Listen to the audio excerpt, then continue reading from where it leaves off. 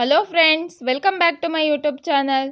ಇವತ್ತಿನ ಸಂಚಿಕೆಯಲ್ಲಿ ಪುಟ್ಟಕ್ಕನ ಮಕ್ಕಳು ಏನಾಗುತ್ತೆ ಅಂತ ಹೇಳಿ ಒಂದು ಚಿಕ್ಕದಾಗಿ ಪ್ರೋಮೋನ ನೋಡ್ಕೊಂಡು ಬರೋಣ ಬನ್ನಿ ಫ್ರೆಂಡ್ಸ್.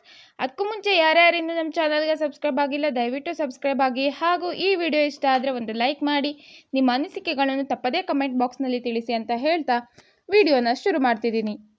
ಮೊದಲಿಗೆ ಕಾಳಿ ಇದ್ದೋನು, ಅವ್ವ ನನಗೆ ಮಾತಾಡೋಕ್ಕೆ ಅವಕಾಶ ಕೊಟ್ಟರೆ ನಾನು ಹೇಳಬೇಕು ಅಂದ್ಕೊಂಡಿರೋ ವಿಷಯನ ಹೇಳ್ತೀನಿ ಅಂತ ಹೇಳ್ತಾನೆ. ಆಗ ಚೌಡವ್ವ, ಅದೇನು ಹೇಳಬೇಕು ಅಂತ ಅಂದ್ಕೊಂಡಿದೀಯಾ ಅದನ್ನ ಒದ್ರು ಬಿಟ್ಟು ಮೊದಲು ಇಲ್ಲಿಂದ ಹೋಗು ಅಂತ ಹೇಳ್ತಾರೆ. ಆಗ ಕಾಳಿ, ನಾನು ಸಹ ನನ್ನ ನಿನ್ನೆ ರಾತ್ರಿ ನೋಡಿದೆ ಅಂತ ಹೇಳ್ತಾನೆ. ಅವನ ಮಾತನ್ನು ಕೇಳಿ ಎಲ್ಲರಿಗೂ ಶಾಕ್ ಆಗುತ್ತೆ. ಏನ್ಲ ಹೇಳ್ತಿದ್ಯಾ ನೀನು ಅಂತ ಗೋಪಾಲ ಇದ್ದವರು ಕೇಳ್ತಾರೆ. ಆಗ ಕಾಳಿ, ಹೌದು ಬಾವು, ನಾನು ದಿಟಾನೇ ಹೇಳ್ತಿದ್ದೀನಿ.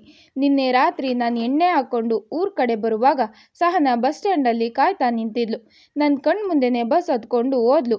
ನಾನು ಕುಡ್ದಿದ್ದ ಮಧ್ಯದಲ್ಲಿ ಯಾರನ್ನ ನೋಡಿ ಸಹನಾ ಅಂದ್ಕೊಂಡಿದ್ದೀನಿ. ಸಹನಾ ಯಾಕೆ ಇಷ್ಟೊತ್ತಲ್ಲಿ ಇಲ್ಲಿಗೆ ಬರ್ತಾಳೆ ಅಂತ ಸುಮ್ಮನಾದೆ ಅಂತ ಹೇಳ್ತಾರೆ.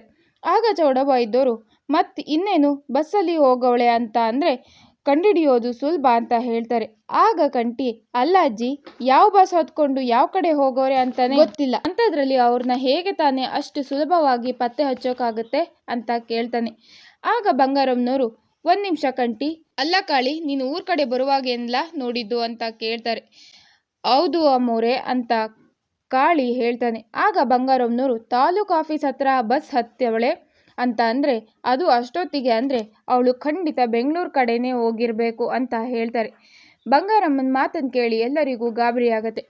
ಪುಟ್ಟಕ್ಕ, ಸಹನಾ ಎಲ್ಲೋಗಿರ್ಬೋದು, ನಾನೀಗ ಅವಳನ್ನ ಹೆಂಗಪ್ಪ ಹುಡ್ಕೋದು ಅಂತ ಯೋಚನೆ ಮಾಡ್ತಾ ಅಳ್ತಿರ್ತಾರೆ. ಇದು ಇವತ್ತಿನ ಒಂದು ಚಿಕ್ಕ ಪ್ರೊಮೋ. ಮುಂದಿನ ಸಂಚಿಕೆಗಳಿಗಾಗಿ ಹಾಗೂ ಪೂರ್ತಿ ಸಂಚಿಕೆಗಳಿಗಾಗಿ ನಮ್ಮ ಚಾನಲನ್ನು ತಪ್ಪದೇ ಸಬ್ಸ್ಕ್ರೈಬ್ ಆಗಿ. ಈ ವಿಡಿಯೋ ಇಷ್ಟ ಆದರೆ ಒಂದು ಲೈಕ್ ಮಾಡಿ, ನಿಮ್ಮ ಅನಿಸಿಕೆಗಳನ್ನು ತಪ್ಪದೇ ಕಮೆಂಟ್ ಬಾಕ್ಸ್ನಲ್ಲಿ ತಿಳಿಸಿ ಅಂತ ಹೇಳ್ತಾ ಈ ವಿಡಿಯೋನ ಇಲ್ಲಿಗೆ ಮುಗಿಸ್ತಾ ಇದ್ದೀನಿ. ಮುಂದಿನ ವಿಡಿಯೋಗಳಲ್ಲಿ ಸಿಗೋಣ.